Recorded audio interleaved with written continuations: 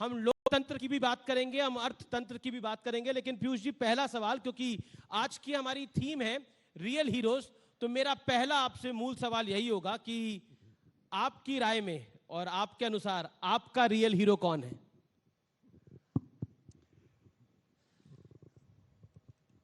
बहुत बहुत धन्यवाद और आपके इस कार्यक्रम के लिए आप सबको बहुत बहुत शुभकामनाएं। मैं समझता हूं कि वर्षों वर्षों से इस देश में हीरो वर्शिप कुछ ज़्यादा ही हो गई है और कोई भी व्यक्ति अगर एक ही व्यक्ति अथवा उसकी विचारधारा को ही हीरो माने तो शायद जस्टिस नहीं होगी। आपने भी क्या कार्यक्रम रखा है, रिकग्नाइजिंग रियल हीरोज। तो जिंदगी में कई रोल मॉडल्स, कई हीरोज हम सबकी जिंदगी में आते हैं। आज मुझे सौभाग्य मिला है माननीय प्रधानमंत्री नरेंद्र मोदी जी के साथ काम करने का। वास्तव में हर दिन कुछ नया सीखने को मिलता है, एक नया पहलू उनके व्यक्तित्व का, उनके संवेदनशील चरित्र का, उनके देश के प्रति जो प्रतिबद्धता है कि इस देश को आगे लेके जाना है, वो बहुत प्रेरणा देती है। It's a remarkable experience, both learning and inspirational in terms of looking up to him as a hero. And when one says that, there will be many people, many individuals who cross your path through your life. तो कोई ऐसा individual जिसने आपके life के path को cross किया हो और आपको लगा हो कि यस, ये है एक व्यक्ति जिससे कुछ सीखा जा सकता है? अगर मैं बचपन से शुरू करूं तो सबसे ज्यादा शायद मेरा संपर्क और सानिध्य आया माननीय अटल बिहारी वाजपेयी जी से। और वास्तव में उनका जो प्यार मिला, उनसे जो सीखने को मिला, उनके स्वयं का जो देश के प्रति भावना भी थी और देश के लिए उन्होंने जिस प्रकार से पूरा जीवन सेवा की जी, उससे हमें बहुत कुछ सीखने को मिलता है। इसी प्रकार से अगर और गहराई में जाऊं तो राष्ट्रीय स्वयंसेवक संघ के भी हमारे कई नेताओं ने मेरे को जीवन में प्रभावित किया, उनकी सरलता से, उनके देश प्रेम से, उनके भारत के प्रति जिस प्रकार का निष्ठा रही है। तो हीरोज तो जिंदगी में आज के दिन माननीय अमित शाह गृह मंत्री जी के साथ जब जब चर्चा या बैठने का मौका मिलता है, कुछ ना कुछ नया सीखने को मिलता है, एक नई सोच आती है, एक नया कॉन्फिडेंस आता है। तो अलग अलग पहलू में मैं समझता हूँ लोगों ने अपने जीवन में प्रभाव किया है हमारे जीवन में। पर अनडाउटेडली अगर कोई एक हीरो को रिकग्नाइज करना हो तो जिस प्रकार से माननीय प्रधानमंत्री नरेंद्र मोदी जी ने इस देश को आगे बढ़ाया है, जिस प्रकार से देश का आत्मविश्वास बहुत सुदृढ़ किया है, he clearly stands out as hero number one. Hero number one. तो चलिए अब क्योंकि आजादी का ये अमृत काल चल रहा है और इस अमृत काल में लेकिन विपक्ष कर रहा है लोकतंत्र का बहाल हो जाए, क्या कहते हैं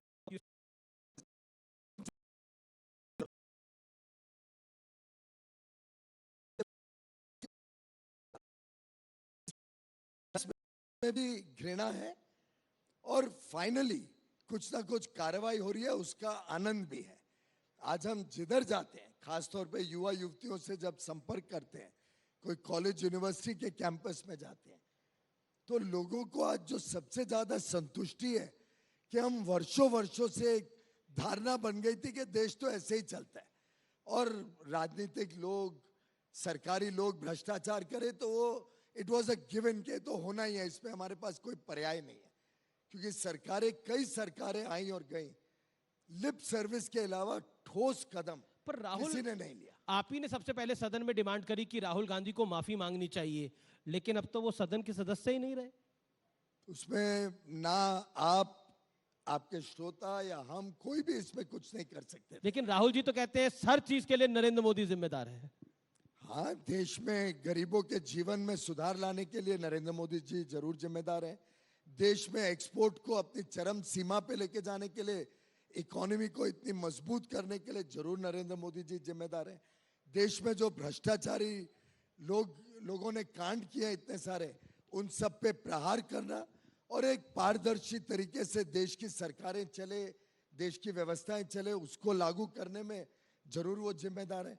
लेकिन अगर वो एक पूरे समाज, और उन्होंने, राहुल गांधी जी ने पूरे समाज को, ओबीसी समाज, पिछड़ा समाज को एक प्रकार से ठेस पहुंचाई, उनकी मानहानि करी, उनके ऊपर अनाप शनाप आरोप लगाए, ऐसे व्यतीत करने की कोशिश की कि देश का पूरा पिछड़ा समाज राहुल गांधी जी के हिसाब से, हर एक व्यक्ति जिसका सरनेम एक पर्टिकुलर सरनेम है, जो ओबीसी समाज से आते हैं, वो सब गलत काम करते हैं। अब ऐसे केस में कोर्ट में 4 साल कानूनी कार्रवाई चली, कोर्ट ने बार बार मौके दिए। अब तो कांग्रेस के एक मिनट, कांग्रेस के एक नेता ने बताया कि एयरपोर्ट पे भी और कोर्ट में भी 23 तारीख को जब फैसला सुनाया गया, तब भी सबने सलाह दी कि माफी मांग लीजिए, गलती हो जाती है, हर एक से गलती होती है। मैंने, आपने कितनी बार माफी मांगी होगी कुछ गलती हो गई तो? हमारी तो शिष्टाचार ये है कि कभी गलती से किसको हाथ भी लग जाए तो हम माफी मांगते हैं, कभी कोई अशब्द निकल जाए तो माफी मांग लेते हैं। यहाँ तो आप पूरे पिछड़े समाज के ऊपर ऐसी टिप्पणी कर दो और फिर भी सीना जोरी दिखाओ कि नहीं मैं माफी नहीं मांगूंगा। कोर्ट के पास भी क्या पर्याय है, उन्होंने सजा सुनाई। जी सजा सुनाते ही जी, चूंकि राहुल गांधी जी की सरकार ने एक कानून लाया था, एक ऑर्डिनेंस लाया था, जिसको राहुल गांधी जी ने पब्लिक प्लेटफॉर्म पे प्रेस कॉन्फ्रेंस में फाड़ के, और वो तो आपने दृश्य आपके टीवी चैनल पे भी मैंने देखा है, फिर दोहराया गया कैसे उन्होंने प्रेस कॉन्फ्रेंस में फाड़ के ऑर्डिनेंस फाड़ा था, ऑर्डिनेंस फाड़ा, जिससे आज ये स्थिति नहीं आती कि वो सदस्यता उनकी जाए। लेकिन आपने बोला 4 साल केस चला, लेकिन बंगला जो खाली कराने के लिए तो 3 दिन में नोटिस आ गया। वो तो कानूनी कार्रवाई है कि आपका जब सदस्यता जाती है जी, तो 30 दिन तक आपको अलाउड होता है। 30 दिन का क्या नोटिस, कोई इमीडिएट खाली करने के लिए नहीं है। हाउसिंग कमेटी का नहीं है,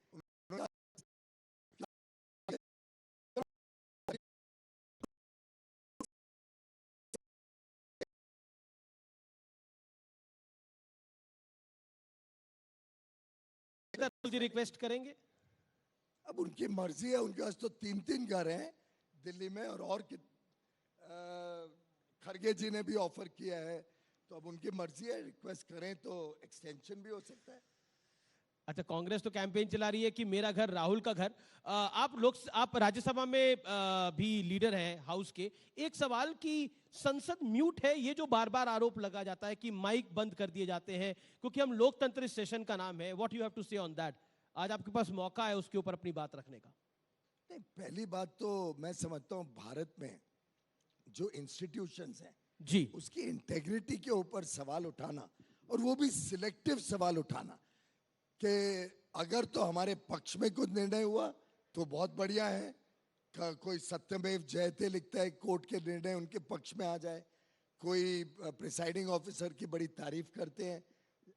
अगर कोई भी विषय उनके अनुकूल ना हो तो उनके खिलाफ बहुत ही अशब्द इस्तेमाल करना, कई तो उनके ट्वीट्स और कई उनके वक्तव्य पढ़ के एक प्रकार से दुख होता है कि the so called grand old party कहां जाके ये लोग उसको लेके, क्या आप हमारे व्यूअर्स को कितने नीचे स्तर पे कांग्रेस गिर सकती है आजकल, वो उसका परिचय दे रहे हैं। और मुझे लगता है इसमें भी शायद उनकी एक सोची समझी स्ट्रैटेजी है कि कोर्टों को और हमारे इंडिपेंडेंट इंस्टीट्यूशंस को डराने धमकाने की ना कोशिश कर रहे हो कि इस प्रकार से उन पे प्रहार करो, इस प्रकार से एक सोशल मीडिया कैंपेन चलाओ, इस प्रकार से वीडियो टीवी पे यूट्यूब पे बाइट्स दो या स्टेटमेंट्स दो, जिससे दबाव आए कोर्ट के ऊपर या इंस्टीट्यूशन के ऊपर।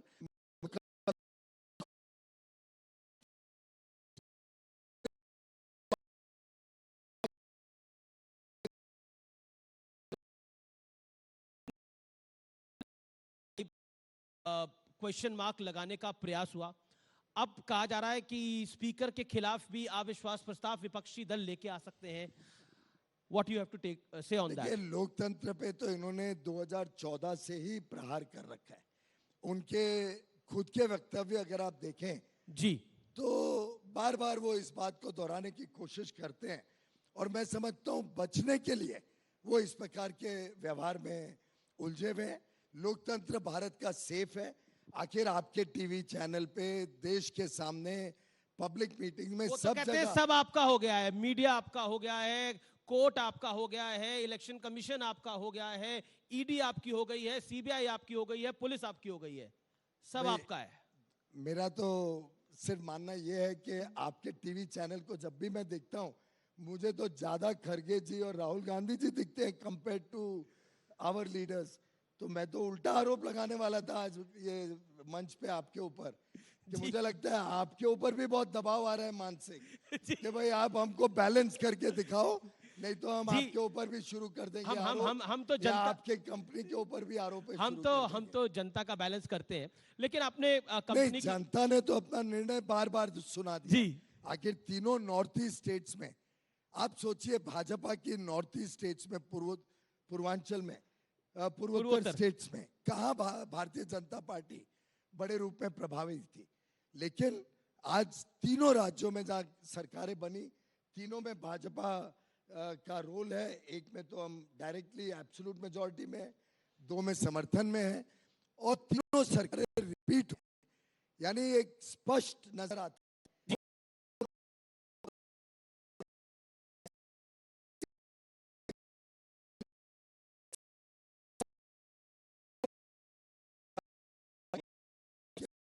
ये नहीं, दिखा है कि कांग्रेस नहीं है आरोप लगाने वाली। देश की जी। जनता तो हमारे साथ खड़ी है। नहीं, जी। आरोप तो भाई विपक्ष में रहने पे अरविंद उनको केजरीवाल लगाना भी है। लगाते हैं, वो कहते हैं हमारे दो मंत्रियों को अच्छा काम करते थे जेल भेज दिया।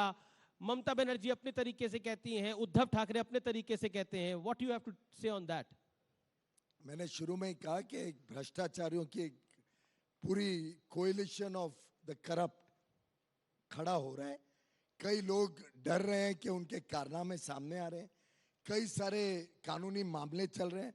अब आप सबको पता नहीं, खबर है कि नहीं, आज के दिन लगभग 7 केसेस में 7 श्री राहुल गांधी जी बेल पर हैं। तो अब जो कोर्ट जिन्होंने उनको बेल दिया, तो क्या वो भी हमारे कब्जे में थे? क्या वो जो कोर्ट जिनको उन्होंने धन्यवाद दिया बेल देने के लिए, वो भी तो कोर्ट ने ही बेल दिया ना? आफ्टर ऑल नेशनल हेरल्ड में इतना बड़ा कांड कर लिया, हजारों करोड़ की संपत्ति, वो भी तो आफ्टर ऑल कोर्ट में चल रहा है मामला, उसमें भी जी। बेल पे है। लेकिन एक बात दिल पे हाथ रख के बताइए पीयूष जी, हाउस है पूरा, राहुल गांधी सूट करते हैं भारतीय जनता पार्टी को? देखिए, दिल पे हाथ रख के। नहीं, दिल पे हाथ रखने की जरूरत नहीं, क्योंकि हम तो वास्तव में जो दिल में होता है वही बोलते हैं। दिल पे हाथ तो उनको रखना पड़ता है जो साधारणतः सही बात नहीं बोलते हैं, कभी कभार दिल जी, पे हाथ जी। रखते हैं। पर सूट और अनसूट का सवाल नहीं है अमीश जी। हमें सूट करता है कि देश की जनता की जो आशाएं अपेक्षाएं हैं, जी। उस पे हम खरे उतरे, देश की जनता की सेवा करें, देश को एक अच्छा मजबूत देश बनाए, जी। देश की अर्थव्यवस्था को विश्व स्तरीय बनाए। और आज आप देखिए भारत के पासपोर्ट की वैल्यू क्या है। आज से आप 10 साल पहले जब विदेश जाते थे और आज आप विदेश जाते हो, जमीन आसमान का फर्क है आपको जो रिस्पॉन्स मिलता है। आज जो भारत मूल के लोग विश्व में लगभग 3 करोड़ लोग रहते हैं,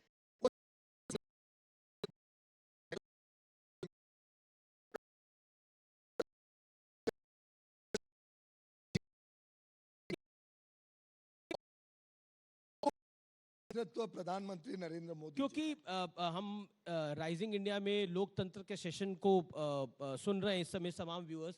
एक सवाल जो कि सबसे ज्यादा महत्वपूर्ण है और देश में विपक्ष इसको पुरजोर तरीके से उठा रहा है, खासतौर पर कांग्रेस पार्टी समूची, अब अदानी को लेकर। वो कहते हैं कि अदानी को लेकर आपका शासन डरा हुआ है, ना जांच करा रही है सरकार, ना बात कर रही है उसके बारे में, ना जवाब दे रही है। एलआईसी और पीएफ का पैसा भी अदानी को दे दिया गया है। देखिए, ये अभी बहुत विषय के ऊपर बहुत चर्चा हो चुकी है। सुप्रीम कोर्ट ने कमेटी बिठा रखी है जो जांच कर रही है। सेबी ने अनाउंस किया कि उनकी कमेटी भी जांच कर रही है या सेबी जांच कर रही है। सरकार के ऊपर कोई आरोप नहीं लग पाया एक भी कि हमने कोई कॉन्ट्रैक्ट उनको दिया हो, कोई उनको फेवर किया हो। एक कंपनी छोड़ो, कोई प्रकार की कंपनी को इस सरकार ने फेवर नहीं किया। हर एक निर्णय ट्रांसपेरेंट हुआ है, हर एक निर्णय पारदर्शी एक व्यवस्था के हिसाब से हुआ है। उल्टे मुझे लगता है कि अगर इतना उनको चिंता है तो सबसे पहले तो जो प्रोजेक्ट झारखंड में मिले, जहां कांग्रेस की सरकार है, छत्तीसगढ़ में मिले, राजस्थान में मिले, उस सब की तो जांच करा लें, क्यों हमारा तो दामन साफ है। हमने नहीं, कोई सवाल पूछा मैंने, उन्होंने कोई बोला, किसी को फेवर नहीं मैंने किया। उनसे सवाल पूछा, उन्होंने बोला कि हम मेरिट पे दे रहे हैं, आप लोग नॉन मेरिट पे दे रहे हैं, यानी तो बीजेपी की कुछ सरकार। पुष्टि तो करे ना, कुछ तो प्रमाण तो निकाले।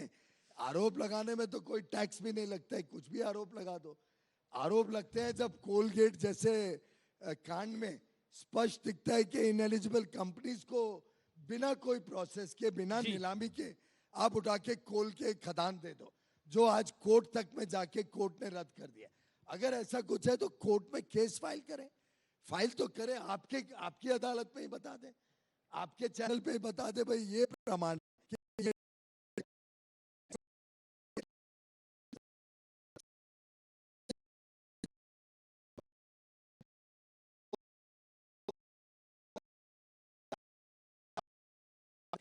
खंडा है।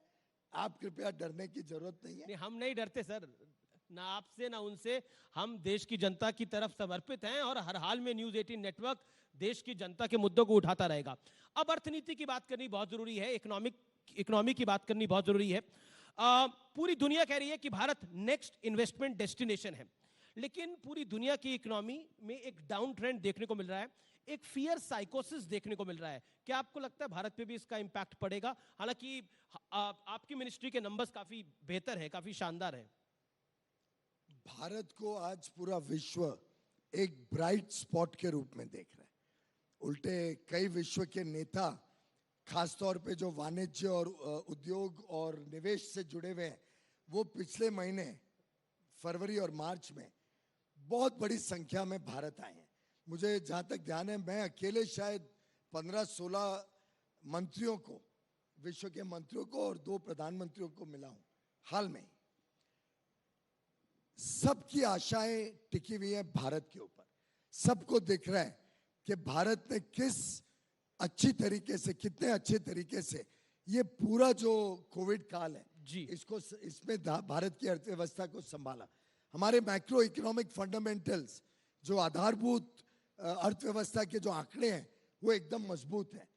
एक्सपोर्ट को ले लीजिए, निर्यात। आज से 2 वर्ष पहले 2020-21 में $500 बिलियन का निर्यात था, यानी 37-38 लाख करोड़। पिछले वर्ष वो 500 बिलियन से बढ़ के 676 बिलियन हो गया और 50 लाख करोड़ का आंकड़ा पार कर गया। इस वर्ष जब पूरी दुनिया में कमजोरी है, रिसेशन है, डिप्रेशन है, ब्याज के दर ज्यादा है, महंगाई के दर ज्यादा है, IMF, वर्ल्ड बैंक, WTO सब संस्थाएं कह रही हैं कि ग्लोबल ट्रेड या तो फ्लैट रहेगा या कॉन्ट्रैक्ट रहेगा, कम होगा।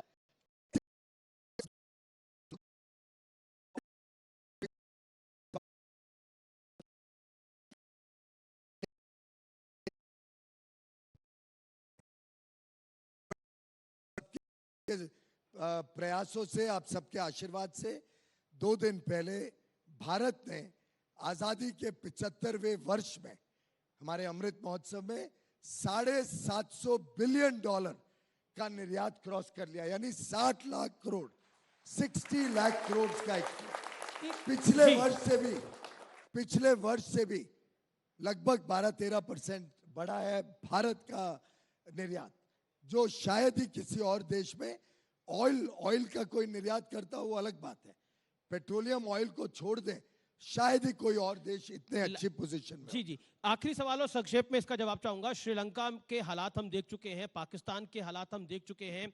क्या आपको लगता है भारतीयों को डरने की आवश्यकता है? क्योंकि हमने यूके में भी महंगाई के हालात देखे हैं।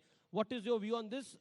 मैं आपके दर्शकों को आश्वस्त कराना चाहता हूं, जी, प्रधानमंत्री नरेंद्र मोदी जी के नेतृत्व में ये देश सुरक्षित है। जी, देश की अर्थव्यवस्था सुरक्षित है, मजबूती से आगे बढ़ेगी। अभी हम 5वीं विश्व की सबसे बड़ी अर्थव्यवस्था बन चुके हैं। 10वीं से 5वीं 1 दशक लगा, 5वीं से तीसरी अगले 4-5 साल में हो जाएंगे। और जो आज 3.2-3.3 ट्रिलियन डॉलर की भारत की अर्थव्यवस्था है, अगले 25 वर्ष में जब हम 100 वर्ष भारत की आजादी के मनाएंगे, 2047 में हम कम से कम 30 ट्रिलियन और संभवतः 35 से 40 ट्रिलियन डॉलर की अर्थव्यवस्था बनेंगे। विश्व में एक ऐसी मजबूत अर्थव्यवस्था जहां पे हर एक व्यक्ति को इसका लाभ मिलेगा। एक समृद्ध देश, एक विकसित देश जी भारत बनेगा। जिस प्रकार से महंगाई को कंट्रोल किया गया है, जी जी जिस प्रकार से अभी भी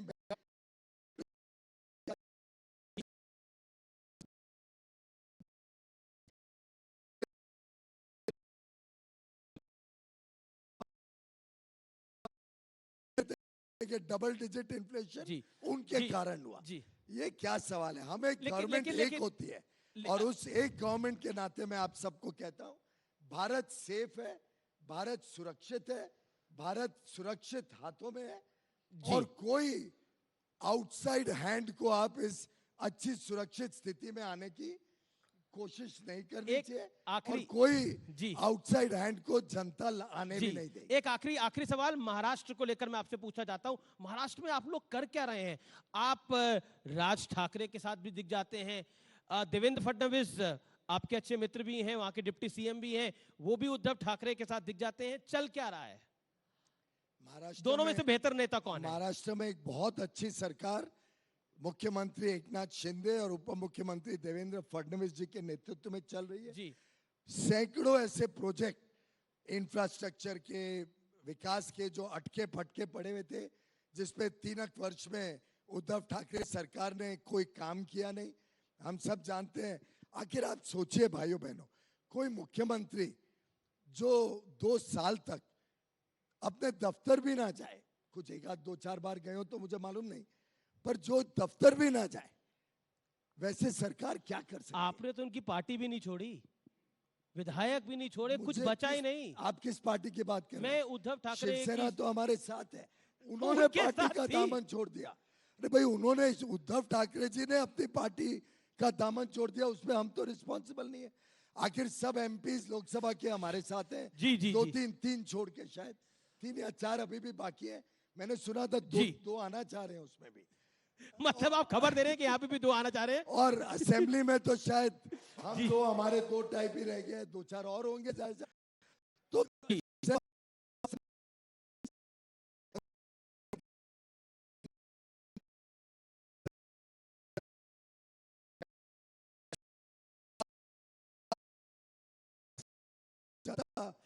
थ्रस्ट है।